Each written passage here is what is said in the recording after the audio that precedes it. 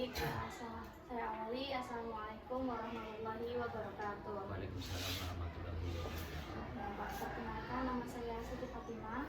Saya mahasiswa dari Sekolah Tinggi Agama Islam Brebes semester 8 yang sekarang meneliti di SD Negeri Jati Barang nomor 1 guna untuk memenuhi syarat skripsi, Pak.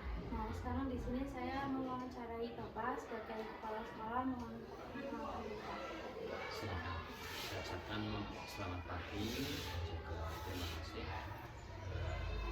Siti Fatimah sudah berkenan untuk melaksanakan kegiatan observasi atau wawancara yang di sini terkait dengan kegiatan-kegiatan terkait dengan skripsi yang merupakan tugas akhir dari mahasiswa.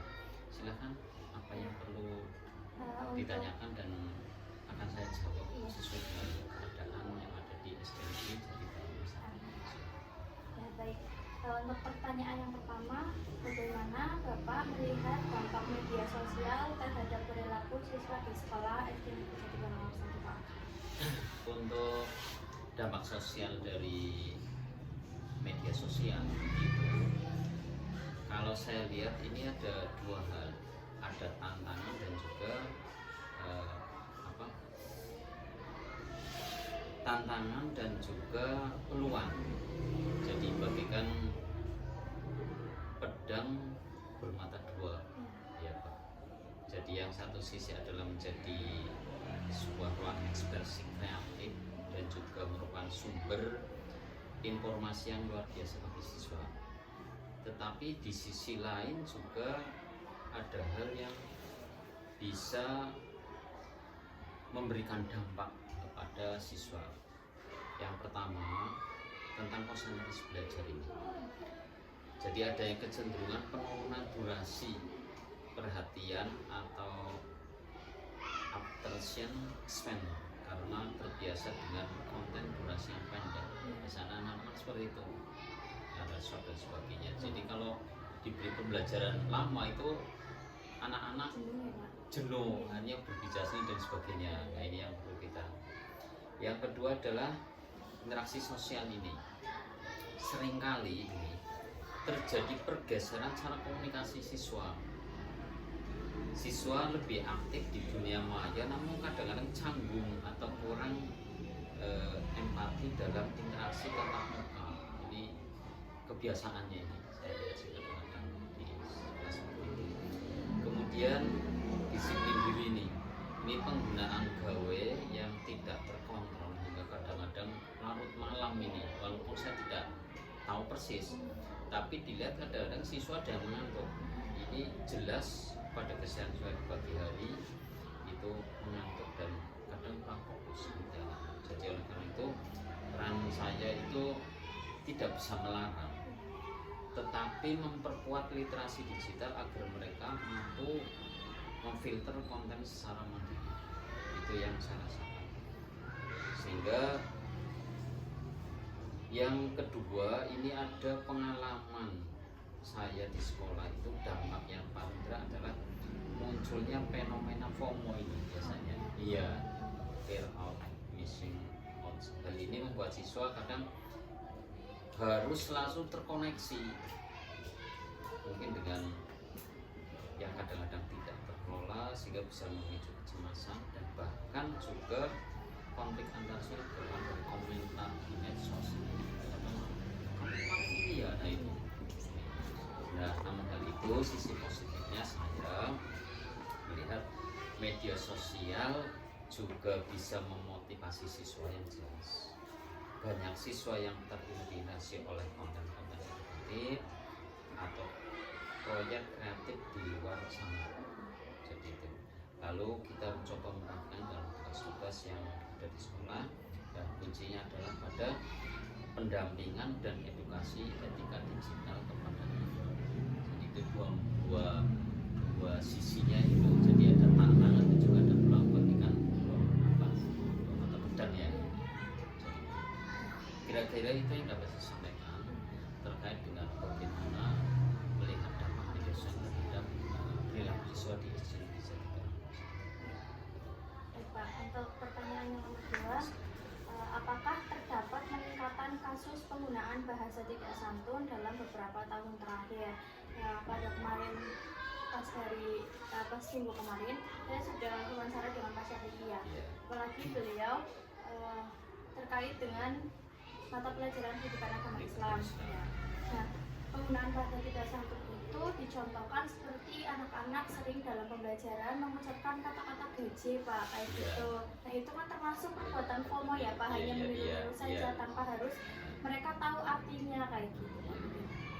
Jadi memang ya kita bicara fakta saja ya. Nah, secara faktual memang terdapat beberapa kecenderungan penggunaan bahasa yang kurang santun di tingkat sekolah dalam beberapa tahun. Misalnya itu fenomena ini muncul dalam bentuk tadi seperti yang tadi dikatakan.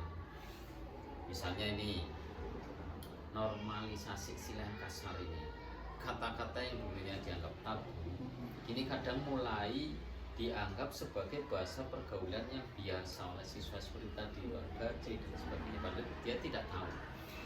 Yang kedua adalah adopsi bahasa internet ini. Jadi siswa sering meniru istilah atau umpatan yang mereka dengar dari konten digital. Jadi atau lewat game online kadang-kadang kan begitu, tanpa memahami makna dan juga dampak dari kata tersebut. Yang ketiga itu dapat saya contoh penurunan kesantunan pragmatis ini. Jadi misal berkurangnya penggunaan kata tolong dan maaf ini, saya kadang-kadang melihat anak sedang suka tidak ada kata tolong dong, maaf ya saya mau enggak, tapi blodos ya. Itu mungkin kurangnya gitu. Nah kemudian ada lagi adalah ini apa ya, sering mengejek menggunakan bahasa panggilan nama orang tuanya. Nah ini kadang-kadang juga menimbulkan kesan. Dari hal itu kita tidak bisa menutup mata, maksudnya bahwa tantangan dalam menjaga santunan berbahasa di sekolah juga ini meningkat tantangannya. Nah, hal ini terjadi karena batas antara dunia digital atau dunia maya dengan dunia nyata ini semakin kabur bagi anak-anak, istilahnya kita tidak bisa menjaga. Namun kita juga melihat sebagai bukan suatu pemburuan. Kami di sekolah juga melihat sebagai peluang untuk memperkuat pendidikan karakter dan segi positif. Kira-kira itu yang bisa saya sampaikan. Baik, untuk pertanyaan yang ketiga, program apa sih Pak yang diterapkan sekolah untuk membina karakter dan akhlak siswa? Nah, kalau kategori program saya bagi menjadi 3. Ada program yang rutinitas, kemudian ada yang program integrasi dengan kurikulum, dan juga dengan kegiatan ekstrakurikuler. Nah, untuk pembiasan program yang pembiasan harian atau disebut juga habits morning, itu misalnya ini budaya 5S saya terapkan. Jadi senyum, sapa, salam, sopan dan santun ini dilakukan biasanya setiap pagi, bahkan guru juga kadang-kadang bersama salam di depan para siswa. Kemudian ada literasi karakter atau yang spiritual, ini biasanya kami menekankan kepada para guru sebelum masuk atau sebelum mulai pembelajaran, ketika di dalam kelas itu membaca doa bersama. Kemudian ada tadarus dari surat-surat antenya atau kadang juga amal susunan dan sebagainya. Kemudian ada juga ini namanya operasi saja, itu kami terapkan kebersihan di kelas. Walaupun sudah ada tiket, ayo kita lihat itu sudah bersih atau belum, rapi atau karena kebersihan juga bukan sebagainya. Itu ada. Kemudian program yang kami integrasikan dengan kurikulum yaitu adanya program sesuai dengan pembelajaran di learning, ada 8 standar kompetensi lulusan. Di sana ada percaya dan takwa pada Tuhan Maha Nomor 1 dan juga itu kami terapkan. Dan juga selain itu adalah ada program 7 kebiasaan anak Indonesia Hebat, termasuk dengan pagi cerianya juga itu ada edukasi itu. Kemudian untuk program ekstrakurikuler kami kombinasikan dengan kegiatan pramuka. Nah, dan juga kegiatan-kegiatan karakter yang lain seperti halnya ada ini apa ya, membaca doa bersama dan tahlil setiap Jumat Kliwon itu juga ada pembinaan. Itu yang dapat saya sampaikan terkait dengan program-program untuk pembinaan. Juga ada program penghargaan atau positif reinforcement.